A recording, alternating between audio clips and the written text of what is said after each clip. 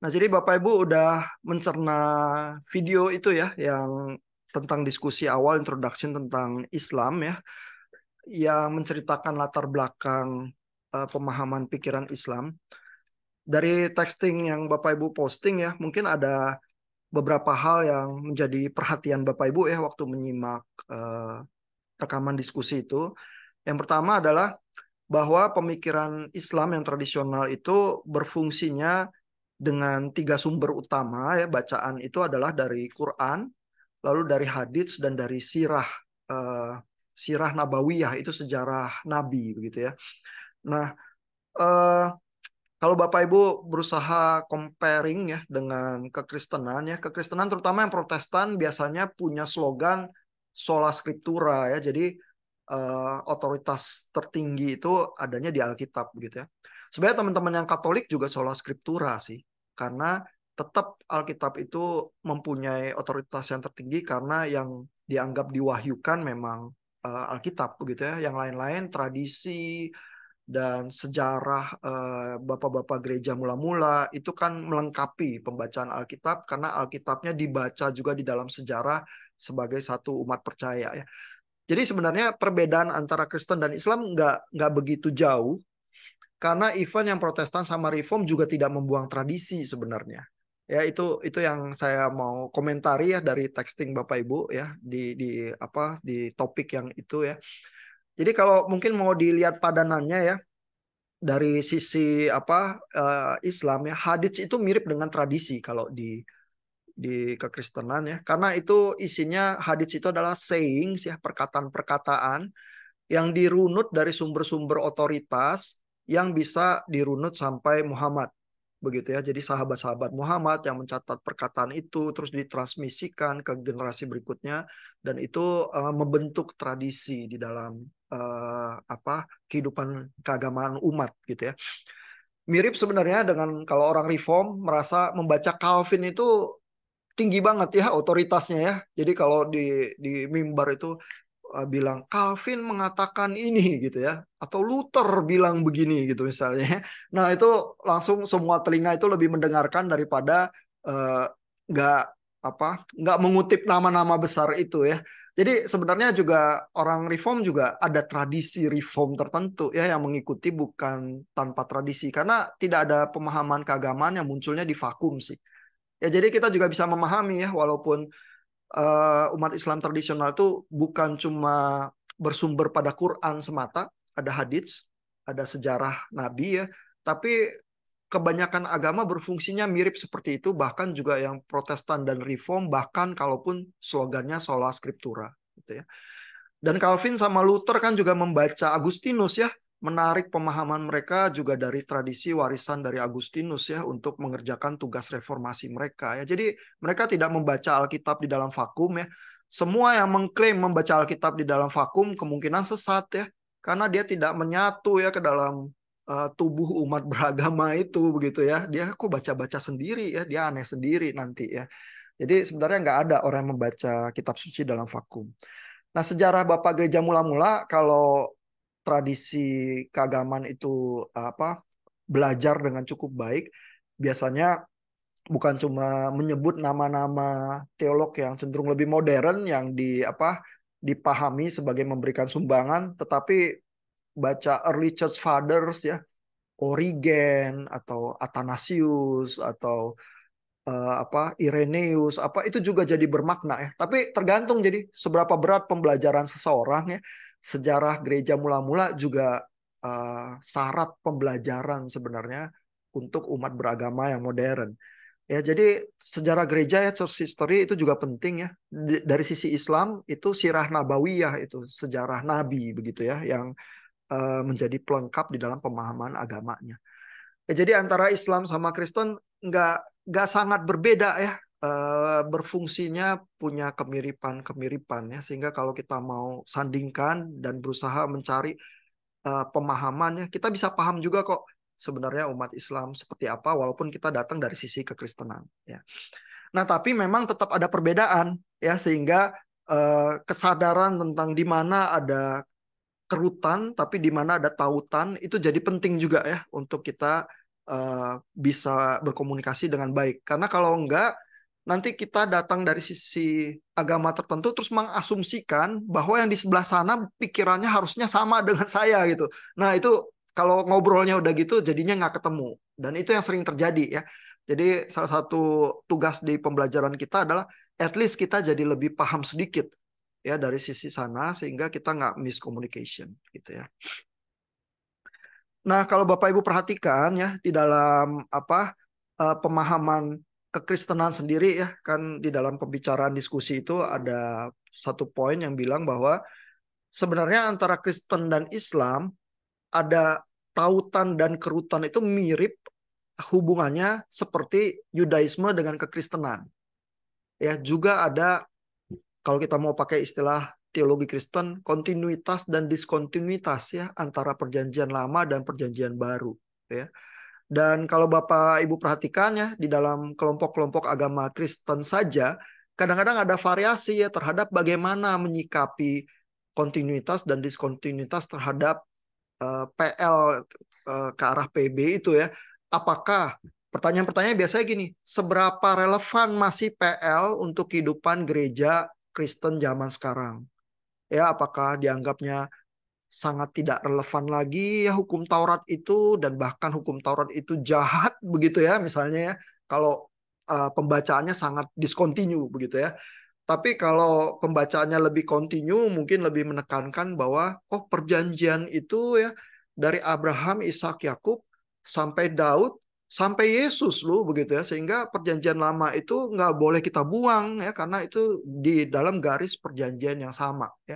Jadi menekankan kontinuitas dan diskontinuitas itu ya itu bisa terasa ya di dalam pembacaan orang Kristen juga terutama karena ada kerutan itu antara perjanjian lama dan perjanjian baru itu ya ada satu transisi yang sangat penting ya di dalam kedatangan Yesus Kristus itu yang mengakibatkan tafsir yang bisa ada variasi juga gitu ya. Jadi hal-hal semacam itu juga eh, apa bisa menghasilkan berbagai perasaan dan sikap ya. Kalau Bapak Ibu ketemu orang Kristen yang terlalu kok kayaknya ngomongnya ini ya perjanjian lama banget ya nggak mau memanggil Allah, maunya memanggil Yahweh gitu misalnya. Kan ada ya kelompok eh, nama Yahweh begitu ya di Indonesia juga ada ya mungkin komunitasnya nggak besar ya tapi ada gitu ya. Nah itu sebenarnya upaya-upaya menekankan kontinuitas begitu ya. Nah cuman seberapa variasinya terus itu implikasinya apa mungkin setiap kelompok juga juga bisa ada perbedaan gitu ya.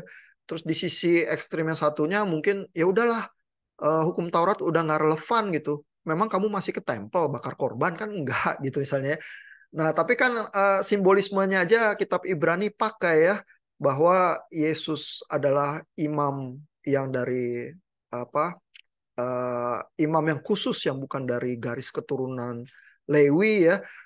Sehingga dia memberikan korban yang sempurna itu begitu ya karena imam yang besar itu pun memahami kesulitan-kesulitan kita ya. Ibrani itu bicara dalam konteks bait Allah perjanjian lama yang digenapi di dalam Yesus begitu ya. Jadi tanpa perjanjian lamanya kita nggak bisa paham kitab Ibrani gitu ya. Nah jadi seberapa kontinu dan seberapa diskontinu itu yang membangkitkan kadang-kadang perasaan lebih positif atau negatif ya. Sama seperti salah satu postingan texting bapak-bapak ya ada yang bilang bahwa oh iya ya terhadap Muhammad ya ada tafsir bahwa Parakletos yang di kitab Yohanes itu sang penghibur itu digenapinya di Muhammad gitu ya. Nah, itu kan langsung buat orang Kristen kok bisa begitu ya. Itu membangkitkan perasaan sangat negatif ya karena di dalam tafsir kekristenan Parakletos itu sang penghibur itu kan sudah digenapi ya di kisah para rasul dengan kedatangan Roh Kudus begitu ya, sang penghibur gitu ya. Kok itu menunjuk kepada Muhammad gitu ya. Nah, tapi itu adalah upaya dari yang tradisional Islam membangun kontinuitas itu sebenarnya ya cuman ke arah hal yang dianggap dinubuatkan di lewat Yohanes gitu ya. Dan kalau Bapak Ibu bicara ngobrol dengan teman-teman Muslim ya, eh, keimanan Islam itu juga diyakini berasal dari tradisi kenabian dari Abraham yang sama. Karena Abraham lah yang membangun eh, apa eh, apa tempat ibadah itu yang di Makkah itu begitu ya. Sehingga Ka'bah itu sebenarnya membangun itu Abraham di dalam tafsir ayat Quran tertentu ya. Sehingga ada upaya menarik garis kontinuitas itu sampai Abraham gitu ya. Sehingga Yudaisme, kekristenan dan Islam itu sering juga disebut sebagai satu rangkaian iman Abrahamik begitu ya, karena berusaha ketiga-tiganya mengakui tradisi itu sampai Abraham ya. Tetapi walaupun garis kontinuitasnya itu menunjuk sampai Abraham, tapi ada perbedaan-perbedaan itu ya di dalam Yudaisme, kekristenan dan Islam yang kadang menghasilkan gesekan juga ya. Nah, di situ tuh kompleksitas kisah kita ya. Nah, sampai situ dulu. Mungkin komentar singkat ini. Ada pertanyaan nggak dari Bapak Ibu? Terutama yang mendengarkan rekaman diskusinya juga dan membaca texting, silakan kalau ada pertanyaan.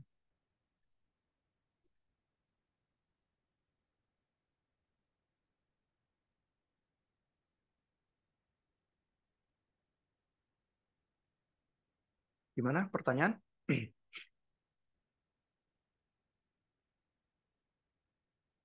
Nah, ini ada dari texting ya. Coba kita lihat ya. Dari Pak Edric. Ini bagian terakhir dari postingannya ada pertanyaan. Ini malah ini ya, ditagih. Mungkin dapat menjadi diskusi dalam Zoom ya, ditagih ini. Supaya didiskusikan dalam Zoom. Apa memang satu-satunya jalan toleransi ialah di saat suatu kelompok mau mengalah terlebih dahulu di tengah kondisi baik maupun buruk? Jika iya, apakah baik dalam sudut pandang negara jika agama tertentu lebih mendapatkan kebebasan bicara, hak berpolitik, perilaku sosial, beasiswa, dan lain-lain dibanding yang lain? Jika tidak, apakah ada dari jenis toleransi yang ada memiliki jalan tengah lebih preferable bagi kondisi di Indonesia selain menjadikan pembicaraan agama tabu gitu ya.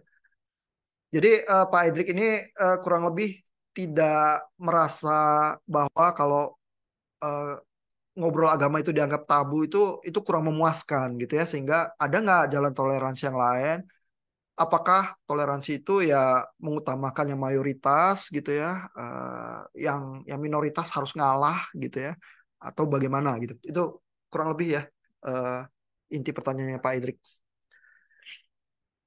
Terus ditagih, mesti didiskusikan di Zoom. Jadi silakan Bapak Ibu, ada usulan nggak atau komentar terhadap pertanyaan Pak Idrik itu?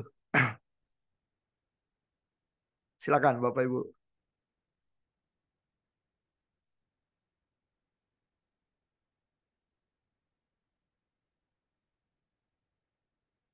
Gimana menurut pendapat Bapak Ibu?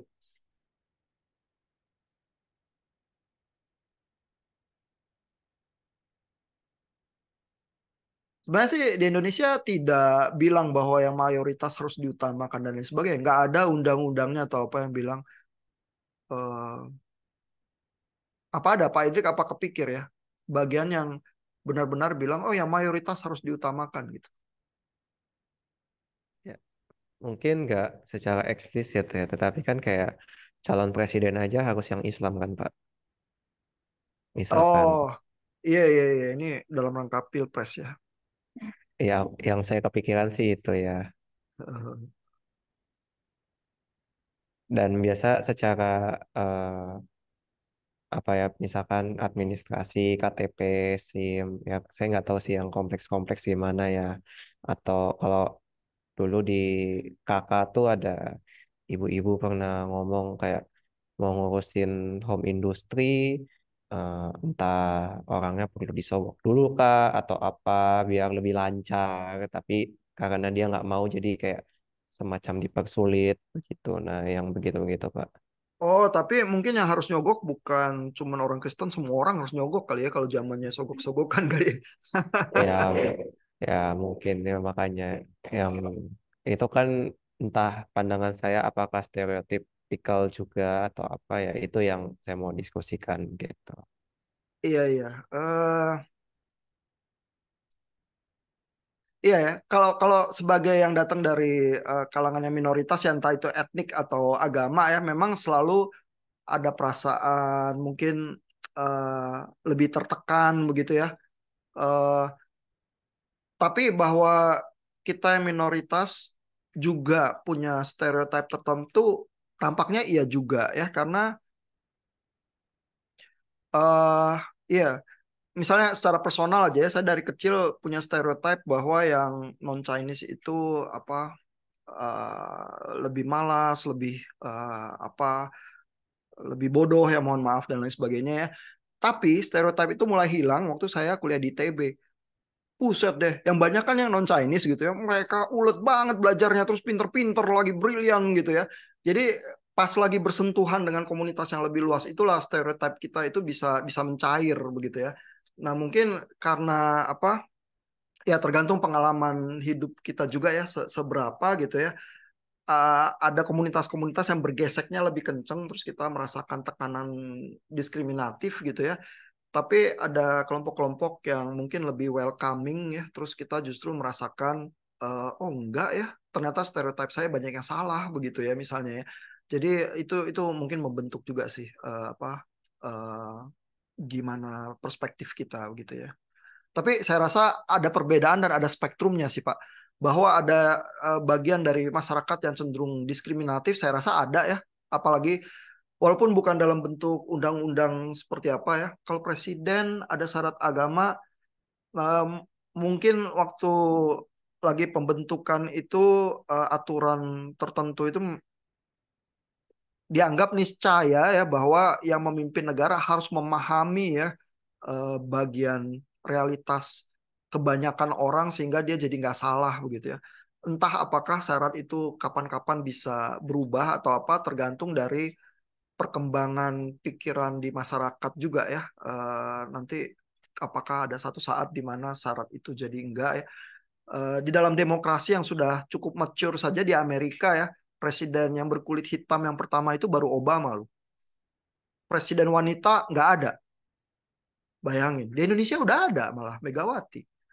Ya, jadi ada aspek-aspek tertentu yang kita mungkin lebih maju sedikit gitu ya, tapi ya ada bagian tertentu yang kita terus harus progresi. Ya. Jadi kalau menurut Bapak artinya lebih setuju kalau ini ya minoritas ngikutin aja mayoritas dengan harapan mayoritas bisa berubah sendiri begitu ya Pak. eh Kalau bicaranya di level hukum, undang-undang dan sebagainya ya, itu kan proses berubahnya memang harus lewat perundang-undangan dan proses-proses hukumnya begitu ya. Jadi itu memang harus dijalanin dan itu butuh kesiapan keseluruhan masyarakat. Apakah yang minoritas harus menerima? Kalau didiskriminasi ya enggak, karena diskriminasi nggak boleh ya dan tetap ada aturan kebebasan beragama di Indonesia sebenarnya untuk semua orang begitu ya. Jadi tapi masyarakat mempraktekkannya dan menerima itu sebagai konsensus. Nah itu butuh kerja keras semua orang sih. Ya. Ya, mudah-mudahan menjawab ya, baik memuaskan ataupun tidak. Nah, Bu Lea Imelda nih ada komentar nih. Ngomentarin pertanyaan Pak Edric kan, Bu Lea? Silakan, Bu. Eh, enggak sih Pak, tadi dari perbincangan tadi itu mengenai mayoritas dan minoritas. eh Kalau melihat dari perkembangan kultur di negara kita, Pak, ya untuk kebebasan beragama yang tadi Bapak katakan itu sepertinya juga belum bisa dapat dikatakan benar-benar ada untuk kebebasan beragama karena saya tinggal di daerah Depok, Pak, yang sebenarnya di daerah Depok itu terdiri dari 200 gereja lebih, Pak, kurang lebih, dengan berbagai denominasi gereja. Tetapi seperkembangan sejarah Kota Depok saat ini justru hmm, apa namanya kebebasan beragama Kristiani itu juga banyak dihalangi ya. Contohnya seperti intinya kan sama Pak, seperti mereka tuh pengajian kan suka di rumah juga. Kalau kita kan mungkin ibadah keluarga, ucapan syukur atau komsel lah seperti itu. Nah, itu dengan terang-terangan tuh mereka mengatakan bahwa eh, tidak boleh diadakan nyanyi-nyanyi ya di rumah. Kalau bahasa mereka kan gitu nyanyi-nyanyi gitu. Karena kan memang kita identik kekristenan itu dengan pujian ya Pak, seperti itu. Jadi memang untuk kebebasan beragama di negara kita juga masih belum merata, Pak. Bahkan ya itu terjadi intimidasi. Di Kota Depok sendiri pernah ada kasus lah gereja HKBP waktu itu surat perizinannya. Terus kita Hmm. lihat juga di beberapa kasus kan di daerah Bekasi juga kebebasan kita beribadah tuh sepertinya eh, dihalangi oleh mereka, bahkan kalau boleh dikatakan dengan ekstrim nggak boleh beribadah. Nah, seperti itu aja sih Pak. Jadi saya melihat tadi dari perbincangan Bapak dengan Pak Edrik itu bahwa kebebasan beragama memang masih menjadi satu polemik di negara kita nih Pak. Seperti itu. Hmm. Hmm. Padahal Pancasila kita kan ketuhanan yang Maha Esa ya, Hmm. dengan berbagai macam agama dari beberapa agama lah di negara kita. Seperti itu Pak kenyataannya. Dan sudah pasti itu akan merembet juga tuh Pak. Dengan tadi Pak Edi katakan bahwa ya udahlah yang minoritas ngikutin apa maunya mayoritas seperti itu. Jadi memang sulit Pak. Anak-anak sekolah di gereja saya Pak, anak-anak remaja itu dia masuk sekolah negeri gitu kan. Itu ada beberapa yang memang harus kalau kalau pelajaran agama kan ada pilihan boleh keluar, tapi ada beberapa sekolah yang sepertinya dipaksa untuk tinggal di dalam seperti itu Pak, untuk mendengarkan ajaran mereka seperti itu sih Pak. Ini Hmm. pengalaman aja ya Pak. Itu aja Pak Ihan, berbagi sharing aja Pak. Makasih, boleh ya. Jadi bahwa pada prakteknya masih ada ya terasa tekanan-tekanan, saya rasa iya ya, karena di setiap komunitas itu beda-beda ya cara menyikapinya ya.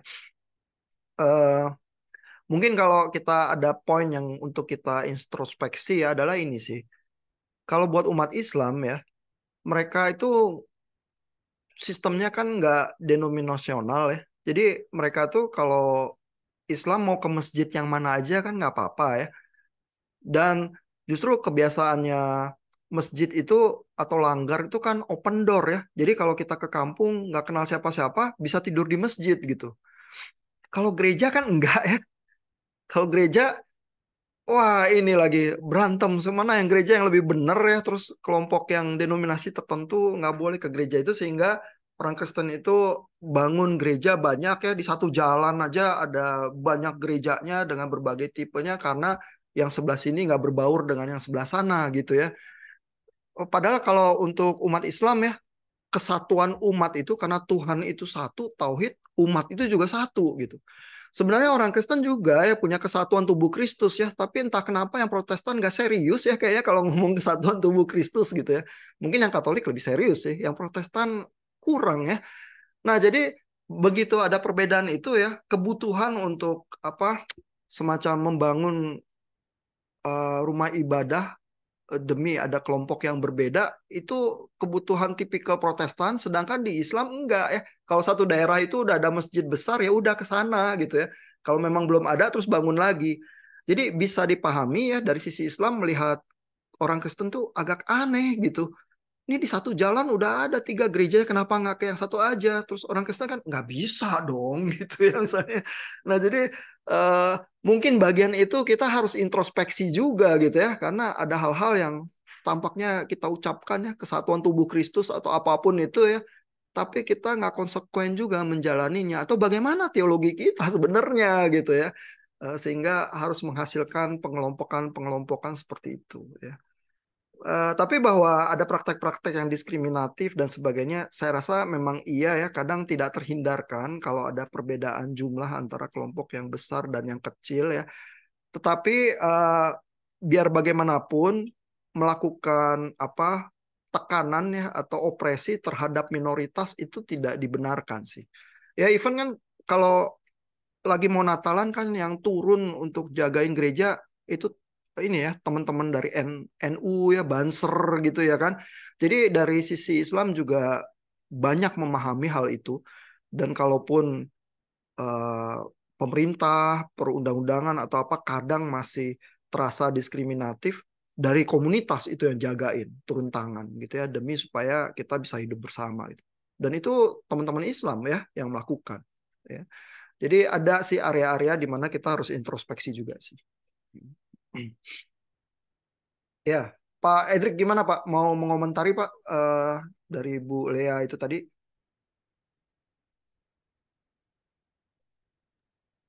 Mengomentari mungkin lebih ke ya ini ya, lebih balik lagi Pak ke soal diskriminasi. Ada kadang memang nggak bisa pukul rata ya untuk melihat satu komunitas misalkan dikasih izin, satu komunitas enggak, atau satu komunitas mungkin lebih kondusif, yang satu komunitas enggak. Tapi balik lagi jika apakah yang saya ingin komentari itu eh, apakah ada data valid bahwa mayoritas itu tidak diskriminatif.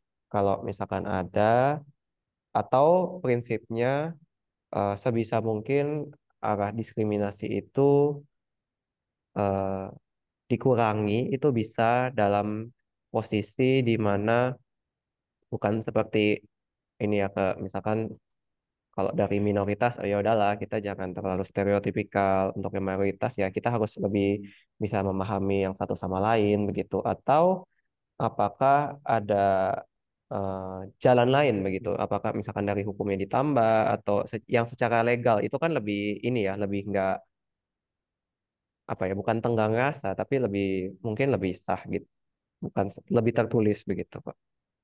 Nah ini Bu Titi sudah angkat tangan nih, udah nggak sabar ya. Tapi saya komentar dikit ya tentang Pak Edric. Soal jalan lain atau gimana baiknya ya. Di Amerika yang ditempuh adalah eh, ruang publik itu maunya steril. Ya, jadi agama nggak diatur oleh negara. Di ruang privat semua. Silakan gitu ya. Tapi salah satu implikasinya jadi misalnya kalau di sekolah negeri ya nggak boleh berdoa. Ya, atau kalau guru mau bicara-bicara agama nanti bisa mengintimidasi yang agamanya beda gitu. Dan kalau di Amerika yang melakukan opresi siapa? Orang Kristen ya karena mungkin oh, porsi kekristenannya 50% lebih ya. Dan orang Amerika itu fed up ya karena kan mereka dari Eropa datangnya dulu kan, imigran ya, dan sejarah di Eropa kan perang-perang agama ya, perang 30 tahun, perang macam-macam ya. Jadi mereka ke Amerika itu dengan satu bayangan visi ingin membuat negara yang baru, jangan sampai ada perang-perang agama lagi. Terus ruang publik itu diaturnya steril ya. Jadi agama itu beredarnya di ruangan privat ya. Kalau di gereja silakan, kalau di sekolah swasta silakan gitu ya. Tapi kalau di sekolah negeri nggak boleh gitu ya. Nah, apakah versi itu menyenangkan gitu ya? Dan itu diatur undang-undang juga gitu ya. Atau versi di Indonesia ini di mana agama itu bersentuhan ya, komunitas berusaha mengatur dan lain sebagainya. Iya sih ada ekses-ekses sih gitu ya. Tapi ya kita kalau pemahamannya lebih tinggi dan lain sebagainya mungkin lebih bisa menyikapi gitu ya, kedewasaan imannya juga gitu. Saya sih cenderung nggak gitu suka sama gaya steril Amerika ya. Eh, tapi itu personal taste kali ya. Menurut saya yang di Indonesia lebih menjanjikan karena tidak membangun tembok steril ya, tapi kita berelasi. Cuman kita harus belajar berelasi itu aja gitu ya. Dan apa? Tapi saya memahami sih kalau ada orang yang suka dengan versinya Amerika ya, terutama kalau kuliahnya pernah di Amerika atau apa ya. Ya saya kuliah di Amerika juga, tapi saya growing nggak gitu suka ya solusi yang kayak gitu ya. Nggak tahu kenapa gitu. Bu Titis, silakan Bu. Ya Pak, sedikit respon dari Edric tadi tentang mayoritas itu. Nah, menurut saya eh, nggak hanya agama sebelah aja sih menurutku yang melakukan diskriminasi tentang agama kita. Bahkan agama Kristen pun yang di luar daerah, yang ada di daerah-daerah tertentu yang mayoritas Kristen, mereka juga tetap masih cenderung melakukan diskriminasi terhadap apa ya, kaum-kaum terkecil seperti itu.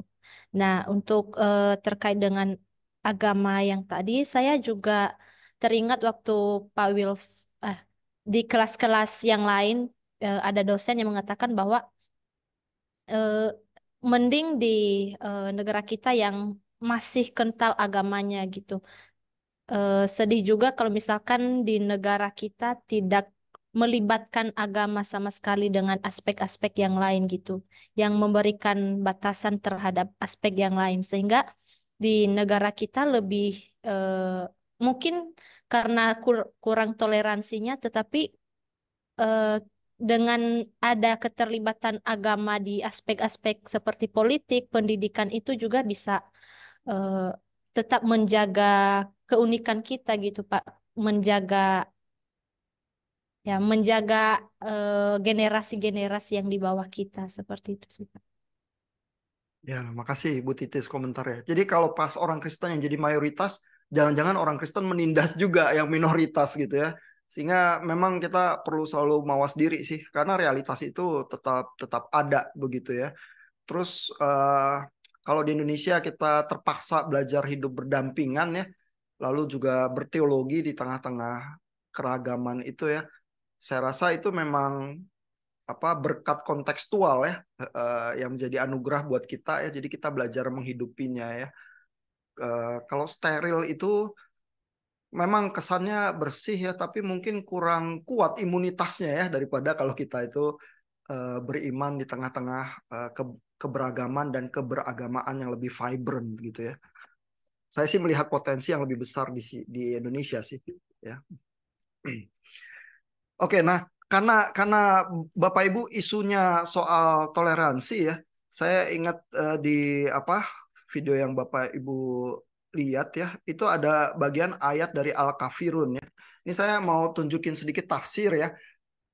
Poin saya adalah tafsir itu ada spektrumnya ya. Jadi nanti di dalam perjalanan Bapak Ibu nanti baca Quran atau berpikir tentang Islam ya dan membandingkan dengan Kristen ya. Setiap kali kita tafsir itu ada spektrumnya gitu ya. Kita mau menempatkan ini dalam lebih ke kiri atau ke kanan ya. Itu bukan hitam putih gitu ya. Nah, Al-Kafirun ini ya, seperti yang Bapak Ibu udah dengar ya.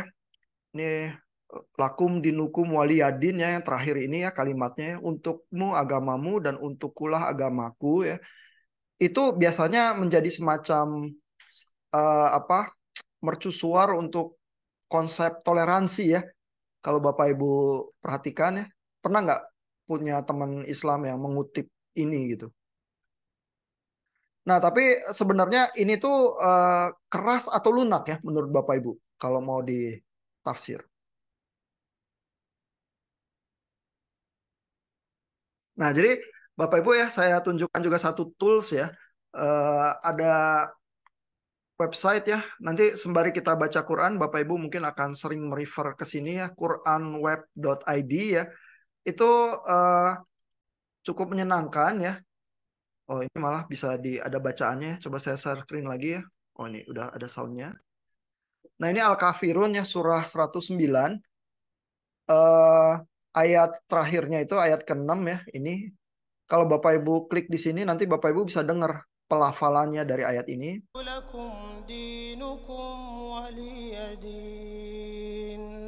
Ya, lakum dinukum waliyadin ya. Lalu di sini ada tafsirnya nih. Dan tafsirnya itu tertera juga tafsir Kemenak ya.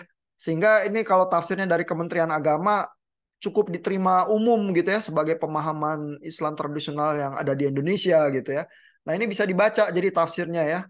Dalam ayat ini Allah mengancam orang-orang kafir dengan firman-Nya, yaitu bagi kamu balasan atas amal perbuatanmu dan bagiku balasan atas amal perbuatanku. Ya, jadi untukmu agamamu dan untukku agamaku itu maksudnya adalah bisa ditafsir sebagai balasan atas kelakuan hidupnya. Untuk agamamu, agamamu, agamaku, agamaku ya. Dalam ayat lain Allah berfirman, bagi kami, bagi kamu amalan kamu. Ini di Al-Baqarah 2:139. Jadi ada cross text ya. Terus yang Al-Kafirun ini dipahami sebagai ada paralelnya dengan Al-Baqarah 2 ayat 139 ini. Nah, jadi ini tools yang menarik ya untuk Bapak Ibu kalau mau belajar Quran ya. Nah, tapi ayat yang ini tafsir Kemenak ini jadi tidak melulu lembut ya. Karena kalau Bapak Ibu lihat ya konteks ayatnya ya secara total ya. Ini sebenarnya Al-Kafirun itu nanti kalau kita belajar ya, ini ayat Mekah nih. Ya, jadi pada konteks di Mekah itu Muhammad mendapatkan penolakan yang cukup serius ya, apalagi ketika pamannya dan ini istrinya meninggal gitu ya, dia itu kehilangan ya senior-senior di komunitasnya ya, sehingga orang mulai mempertanyakan, apalagi message-nya Muhammad adalah menyembah satu Tuhan. Padahal di dalam konteks Mekah politeistik itu ya, penyembahan, ziarah dan lain sebagainya, itu politeisme kan ke Ka'bah itu ya, dan apa itu kan banyak uang mengalir di situ ya di dalam proses ziarah itu. Dan kalau ritualnya itu terhadap Tuhan yang politeistik itu ditolak, itu mesin uangnya yang diserang gitu ya. Sama seperti Yesus ngamuk di Bait Allah di Yerusalem, membongkar bangkir penukar uang dan penjual ternak ya, terus ngamuklah eh, petinggi-petinggi agama di Yerusalem dan bilangnya adalah lebih baik satu orang binasa daripada seluruh bangsa binasa gitu ya. Jadi kalau nggak mengancam apa perekonomian dan lain sebagainya, mungkin Yesus nggak dianggap berbahaya ya, cuman khotbah-khotbah di jalanan, siapa dia gitu ya, tukang ngamen jalanan terus ya udah, tapi ini berani ngamuk di Bait Allah, siapa dia gitu ya, sehingga dianggap berbahaya, terus dianggap nyawanya itu patut ditumpahkan darahnya begitu ya. Nah, jadi ini tuh penolakan yang keras ya yang terjadi di dalam konteks Mekah ya terhadap Muhammad, sehingga di dalam penolakan yang semacam itu ya, Muhammad itu menerima ayat ini ya, dan diperintahkan untuk mengatakan kepada orang-orang kafir, hai orang-orang kafir, aku tidak akan menyembah apa yang kamu sembah, dan kamu bukan penyembah Tuhan yang aku sembah, dan aku tidak pernah menjadi penyembah apa yang kamu sembah, dan kamu tidak pernah menjadi penyembah Tuhan yang aku sembah. Untukmu agamamu dan untukkulah agamaku. Nah, jadi walaupun ayat ini ya lakum dinukum waliyadin sering dilihat sebagai inilah kita bertoleransi di Indonesia ya. Jadi kalau Bapak Ibu mendengar umat Islam mengutip ayat ini, biasanya nuansanya toleransi. Tapi sebenarnya toleransi itu juga ada nuansa kita jangan mencampur-campurkan agama gitu ya. Untukmu agamamu, untukku agamaku. Gitu. Jangan kita kacaukan begitu ya soal akidah. Kalau soal ya hidup bersama berdampingan nggak apa-apa. Soal ajaran jangan main-main gitu ya. Jadi sebenarnya ada nuansa keras juga di sini dan ada nuansa kecaman ya terhadap yang kafir. Kamu memang nggak bakal percaya, nggak bakal menjadi penyembah Allahku begitu ya, untukmu agamamu, untukku agamaku ya. Nah, jadi ayat yang semacam itu ya complicated ya dan bisa punya spektrum mau ditafsir seberapa keras ya, apakah aspek kelembutan toleransinya yang di highlight begitu ya, atau sebenarnya itu tuh menghasilkan semacam kecaman ya dan menuntut semacam keteguhan iman yang lebih ya dari umat muslim gitu ya. Nah, itu saya ingin Bapak Ibu bisa nge-sense ya bahwa kalau kita melakukan tafsir selalu ada pilihan-pilihan spektrum itu ya. Bapak Ibu bisa coba lihat, baca-baca juga di surat kabar ya. Ada banyak ya tentang tafsir terhadap ayat itu ya di kalangan populer yang berlaku di masyarakat ya. Nanti lama-lama kalau Bapak Ibu baca dari scholars Muslim ya, bacaan-bacaan yang tersedia di G-Class, juga tulisan Gus Dur atau Nurholis Majid, nanti bisa lihat lagi juga ya bagaimana mereka memahami ayat-ayat itu.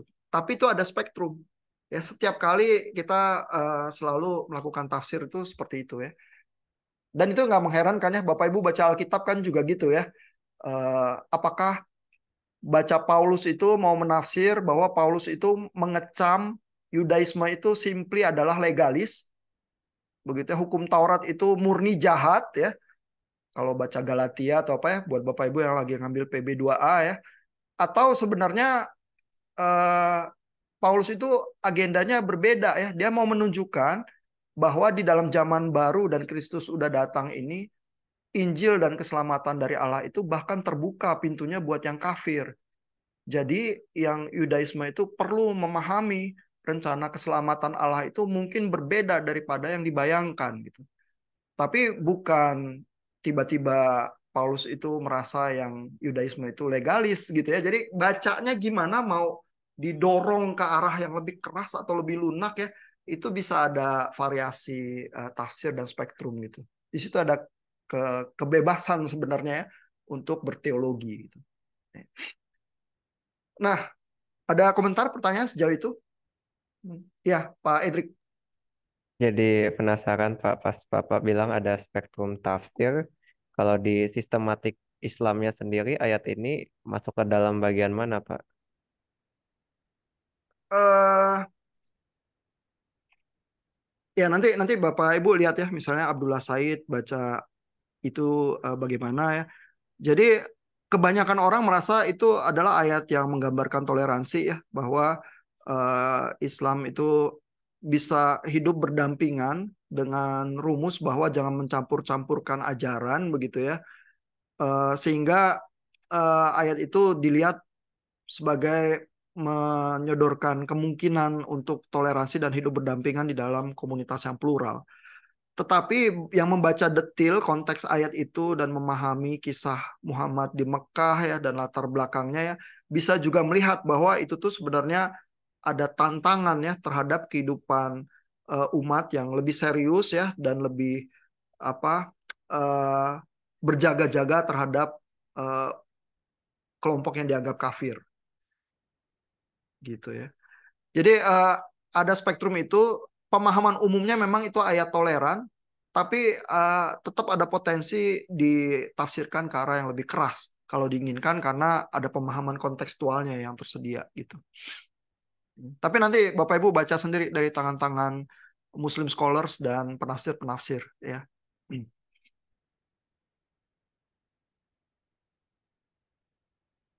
Ya, jadi buat Bapak Ibu, saya nggak tahu apakah Bapak Ibu ada yang dari latar belakang sains, matematika, fisika, engineering? Nggak ada ya? Oh ada Pak Hengki ya, Pak Hengki. Iya, iya, iya. Dari semester lalu juga ada teman dari teknik ya, teknik sipil kalau nggak salah ikut di kelas juga ya. Saya sendiri latar belakangnya teknik elektro, terus belajar teologi ya. Saya rasa ya orang-orang yang dari ilmu pasti ya sering memperlakukan teologi itu apalagi sistematik ya, itu kayak matematika ya bangunannya ya. Tapi saya waktu belajar teologi itu berhati-hati ya, tidak berusaha memakai framework matematis itu ya, karena bangunan doktrin itu terus jadi rigid gitu ya. Padahal penulis-penulis Alkitab itu atau kitab suci ya termasuk Quran itu lebih mirip pujangga dan sastrawan gitu. Dan pujangga dan sastrawan itu selalu bergerak dengan pemaknaan yang ada spektrumnya. Ya, jadi harus punya perasaan itu ya, bagaimana menafsir ya, bukan menerapkan rumus matematika ya seperti layaknya engineer atau scientist gitu. Nah itu kadang-kadang dua move yang agak berbeda ya, sehingga teman-teman mungkin yang dari apa latar belakang engineer scientist senang belajar bahasa Yunani karena grammarnya rigid gitu ya. Tapi agak kewalahan belajar bahasa Ibrani ya. Tapi dasarnya berteologi itu lebih mirip sastra daripada lebih mirip matematika ya, menurut saya begitu ya.